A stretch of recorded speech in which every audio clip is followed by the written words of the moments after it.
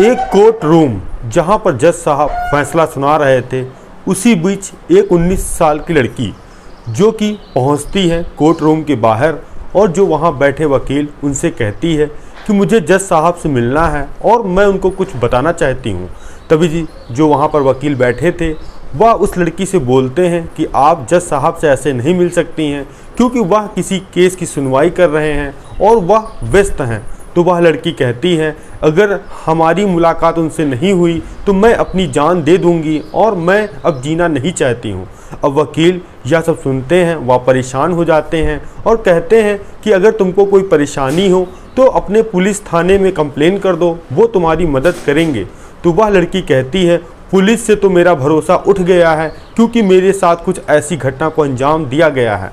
अब वकील वाले जो थे आसपास के तो सारे जमा होते हैं और तभी उस लड़की को लेकर कोर्ट रूम पहुँचते हैं जहां जज साहब बैठे थे। तभी जज साहब से उस लड़की के बारे में बताते हैं और कहते हैं जज साहब यह लड़की आपसे मिलना चाहती है, अगर आप नहीं बात करेंगे तो यह अपनी जान दे देगी। जज साहब उस लड़की को बुलाते हैं और कहते हैं बेटा तुम्हारे साथ ऐसी कौन सी घटना हुई जिससे तुम इतने ज़्यादा परेशान हो। तो वह लड़की कहती है मेरे साथ 5 सालों से रेप हुआ है और एक बार मेरा अबॉर्शन कराया गया है और जिसके लिए मैं इतना परेशान हो गई और मैंने 2 बार अपनी ज़िंदगी ख़त्म करने का प्रयास किया है। अब मुझे इंसाफ चाहिए, अगर इंसाफ नहीं मिला तो मैं अपनी ज़िंदगी ख़त्म कर दूंगी। अब जैसे ही जज साहब ने यह बात सुनी उनके पैरों तले ज़मीन खसक गए और जितने वहाँ कोर्ट रूम में बैठे हुए सदस्य थे उनके मानो आंखें भर आईं और वह भी हैरान और परेशान हो गए कि एक 19 साल की लड़की के साथ इतनी बड़ी घटना को अंजाम किसने दिया और क्यों दिया। और फिर जज साहब ने एक ऐसा फैसला सुनाया जो वाकई में मिसाल देने वाला था। आप भी यह कहानी सुनने के बाद बिल्कुल हैरान और परेशान हो जाएंगे। नमस्कार, मेरा नाम रवि है। मैं आशा उम्मीद करता हूँ आप लोग बहुत अच्छे होंगे। अगर आप लोग हमारे चैनल पर नए हो सब्सक्राइब बेल आइकन जरूर दबाएं। यह सच्ची घटना चालू होती है उत्तर प्रदेश का एक ज़िला है गाज़ियाबाद और गाज़ियाबाद में ही एक कोतवाली है जिसका नाम है मोदी नगर। यह साल था 2015। यहीं पर एक परिवार रहा करता था। परिवार में माता पिता, एक उनकी 13 साल की लड़की और एक उसका भाई और जो इस लड़की के एक चाचा चाची भी साथ में सब लोग रहा करते थे। परिवार मानो बहुत ही बढ़िया ठीक ठाक चल रहा था। जो बेटी 13 साल की वह स्कूल जाती थी। स्कूल से आने के बाद वह अपनी माँ का हाथ बटाती थी और उसके बाद वह कोचिंग चली जाती थी।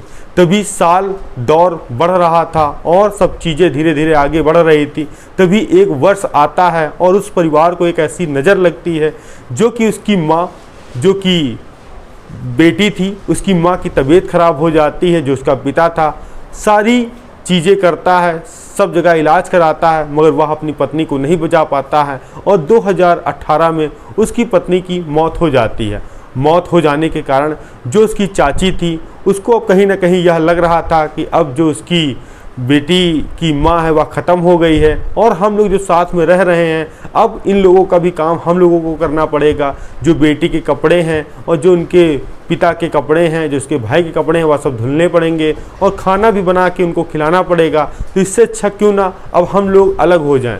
तो वह उस लड़की के चाचा चाची वह अलग हो जाते हैं, अलग अपना खाना वाना कर लेते हैं। और कुछ ही दिन बीते थे, वह लड़की माँ का जानने का सदमा इतना उसके ऊपर बैठ गया था कि उसके अब नींद नहीं आती थी। वह माँ के बारे में सोचा करती थी और एक जगह बैठकर रोया करती थी। जिसके बाद उसकी चाची ने उसको एक डॉक्टर के पास दिखाया और बताया कि उसको नींद नहीं आ रही है। तो डॉक्टर ने उसको नींद की गोलियां दी खाने के लिए, जिसके कारण से वह रात में सुकून की नींद सोने लगी। और सोने के साथ साथ तो तभी समय गुजरा और पता लगा कि वह एक दिन नहाने जा रही है। नहाते वक्त उस लड़की के बदन पे खुरचीले निशान थे। अब वह यह सब देखकर हैरान और परेशान थे कि आखिर यह निशान उसके कैसे आ गए। तभी उसने सोचा क्या पता किसी कीड़े ने काट लिया हो। और तभी वह दूसरे दिन दवाई खाकर सोने जा रही थी। रात के करीब 1:30 बजा था। देखती है उसका पिता उसके कमरे में आता है और उसके साथ बहुत ज़बरदस्ती कर रहा था, अवैध संबंध बनाने का प्रयास करता है। वह लड़की विरोध करती है तो वह पिता उस लड़की को इतना मारता है और इतना मारता है जब तक वह हामी नहीं भरती है कि हाँ मैं उसके साथ संबंध बनाऊंगी, तब तक वह उसको नहीं छोड़ता है। यह कारवां दिन पर दिन बढ़ता चला जा रहा रहा था, तभी एक दिन उस लड़की ने अपनी मौसी को फ़ोन किया और अपने पापा की करतूतों को बारे में बताया।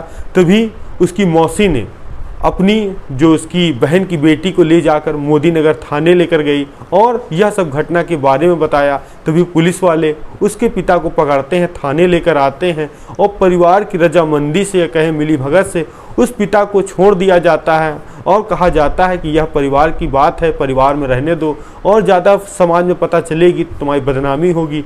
इसके बाद मौसी फिर अपने घर चली जाती है, वह बेटी को उसी पिता के पास रहने के लिए छोड़ देती है और वह पिता फिर उसी बच्ची के साथ जब मन चाहा करता था तो उसके साथ संबंध बनाता था। अब उसको डर भी कहीं ना कहीं सब खत्म हो गया था। वह बेटी अब यह अपनी चाची से बात बताती थी, चाचा से बात बताती थी, अपने भाई से बताती थी, मगर उसकी सहायता कोई करने वाला नहीं था। तभी एक दिन पता चलता है कि वह 2 महीने की गर्भवती हो गई है।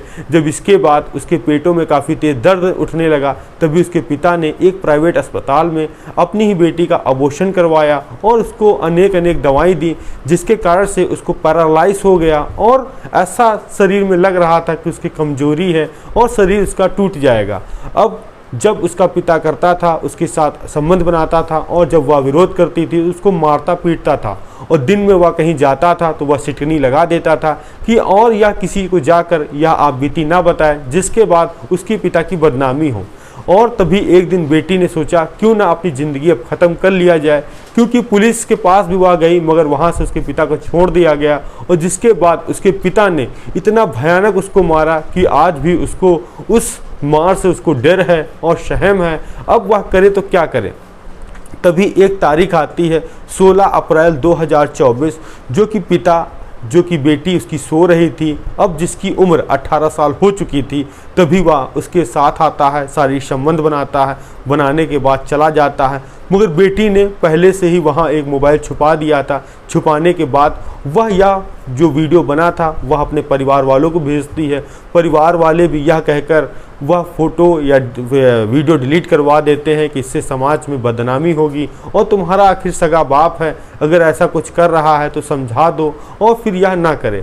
तभी वह बेटी, अब उसके पास कोई रास्ता नहीं था, तभी वह रात का मौका देखती है, वह अपने घर से भाग जाती है गाजियाबाद रेलवे स्टेशन की तरफ। रात भर गाजियाबाद रेलवे स्टेशन पर रुकती है और वहीं सोती है। अब उसको इंतज़ार था सुबह होने का।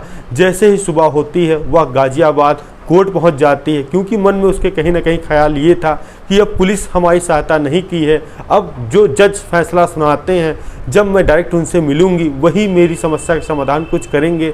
अब सुबह के करीब 8 बजे वह गाजियाबाद की कोर्ट रूम पहुँचती है और देखती है कि सब वकील आ रहे हैं। तभी एक दुकान वाले से पूछती है कि जज साहब अपने चैम्बर में कितने बजे बैठते हैं, तो पता लगता है कि 11 बजे जज साहब आ जाते हैं। तो वह वकील चैम्बर के बाहर बैठी थी और वकील जैसे ही वहाँ आना चालू हुए तभी एक वकील से कहती है कि मुझे जज साहब से मिलना है और जज साहब से मेरी बात करा दीजिए।